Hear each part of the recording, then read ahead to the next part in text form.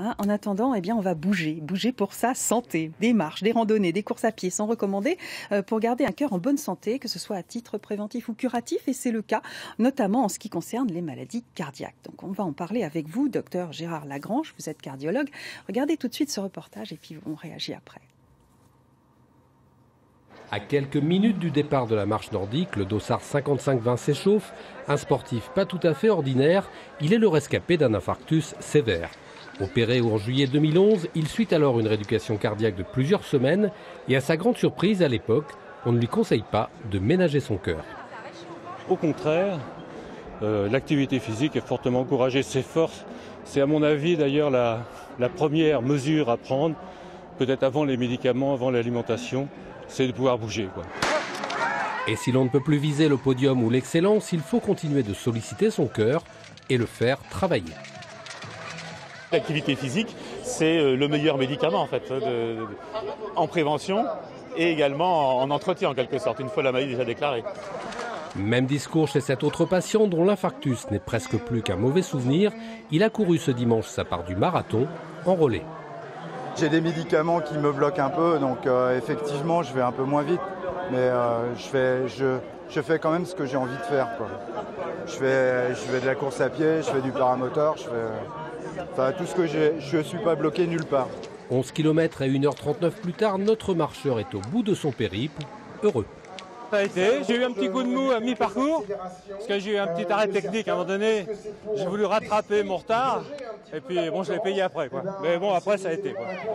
Alors, puisque le cœur a ses raisons, que la raison ferait bien d'écouter, prenez soin du vôtre, il vous le rendra bien.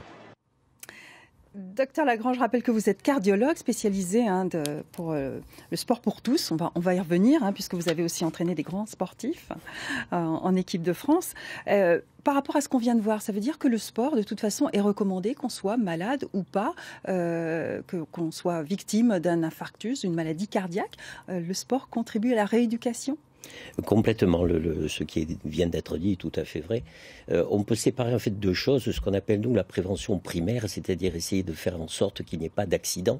Et dans ce cadre-là, le sport pour tous et le sport tout court, ou l'activité physique, on pourra peut-être faire la différence après, c'est quelque chose incontestablement de fondamental. Puisqu'on sait que ça améliore les conditions de vie, ça améliore même tout simplement la longévité. Donc c'est clair que dans cette prévention primaire, l'activité sportive est indispensable.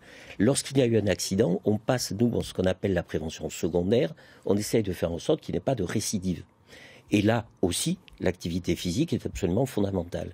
Que ce soit, on vient de le voir là sur l'infarctus, on pourrait rapprocher d'ailleurs les insuffisances respiratoires qui sont à peu près dans le même cadre. La rééducation fait partie véritablement du curatif. Voilà. Donc c'est un véritable traitement, au même titre comme un médicament, il le disait. Ouais. Exactement, il faut le voir comme ça. Et c'est vrai qu'il faut être actif et même très vite, puisque la rééducation commence souvent dès le lendemain ou le surlendemain d'un accident. Ah oui, on peut très bien marcher, on peut faire... Il y a toutes les adaptations possibles. D'accord. Alors justement, vous disiez que activité sportive et puis activité physique, il faut distinguer. Oui, l'activité physique, c'est tout ce que l'on fait dans la journée.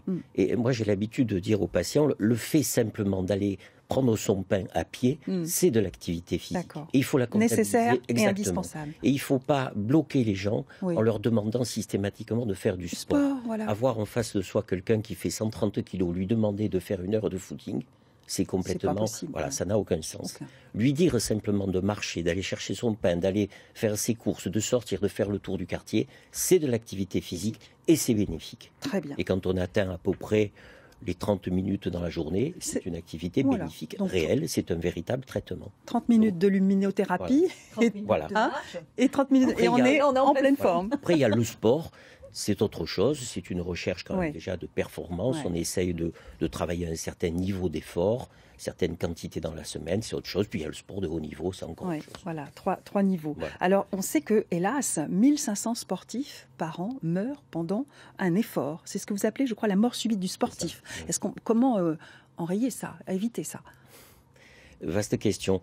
Les travaux qui ont été faits pour comprendre quelles sont les causes nous ont amené à séparer deux grands cadres. Grosso modo, les sujets de moins de 40-45 ans et puis au-dessus.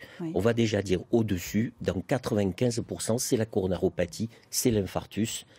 qui est responsable de tout. Et c'est ce qui se passe, notre classique Marseille-Cassis, où il y a systématiquement des décès. Tous les ans. Dans 99% des cas, ce sont des coronaropathies, ce sont des infarctus massifs qui se produisent soit pendant l'effort, soit juste après. Là aussi, on pourra en reparler si vous voulez. Avant, on est dans le cadre donc des sportifs beaucoup plus jeunes, ceux qu'on voit malheureusement mourir à la télé, quand on a vu des décès chez des sportifs de haut niveau, des footballeurs notamment. Là, on est beaucoup plus dans des maladies cardiaques qui nous ont échappé. Alors, on a vécu une période... Pas le sport proprement, c'est le sport sur un cœur malade. Voilà, d'accord. Voilà. Le sport sur un cœur sain n'a jamais vraiment donné de problème. Ça, c'est une Donc là, on est sur un sport sur des cœurs malades. Et la différence avec ce qui s'est passé, je pense, dans les années antérieures, c'est qu'on n'avait pas les surveillances que nous faisons maintenant, où on fait systématiquement des échographies, voire des IRM. Et donc des tests d'effort. On devrait avoir moins de problèmes qu'autrefois. Alors, le test d'effort, indispensable aussi quand on fait du sport. Là aussi, on va prendre quand même une petite... Je vais essayer de me positionner un peu comme si quelqu'un vient à mon cabinet et me dit est-ce que je dois faire un test d'effort. On ne va pas faire un test d'effort à tout le monde.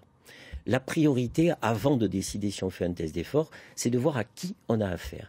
Et je vais vous faire un schéma très différent. Un jeune de 20 ans qui n'a aucun facteur de risque, qui n'a pas de diabète, qui n'a pas d'hypertension, qui ne fume pas, je ne vais peut-être pas lui proposer un test d'effort d'emblée, étant donné que le risque potentiel qu'il ait un problème coronaire n'est pas très important. Peut-être qu'on fera une échographie pour écarter une maladie cardiaque, mais on en est là. Le deuxième personnage qui s'assoit en face de moi, disons qu'il fait 110 kilos, justement, il fume 2 paquets de cigarettes, il est diabétique, il a de l'hypertension. Il est clair que là, la potentialité qu'il soit malade est importante, il aura un test d'effort. Voilà. Après, à partir de là, il faut quand même avoir aussi une dernière chose en tête, c'est que le test d'effort n'apporte pas non plus 100% de sécurité. On s'approche de 80-90, mais il nous reste toujours cette petite inconnue qui fait souvent que quelqu'un passe un test d'effort, enfin souvent non, heureusement non, mais que quelquefois, un sujet fait un test d'effort et qu'on apprend son décès, mettons, quelques mois après. Donc on n'a pas eu la totale sécurité après un test d'effort. Et ça, c'est ce qu'on appelle des ruptures de plaques. Mais je crois que je dépasse un peu mon temps. Un tout petit peu. Mais c'était tout à fait intéressant. Merci, Dr Lagrange.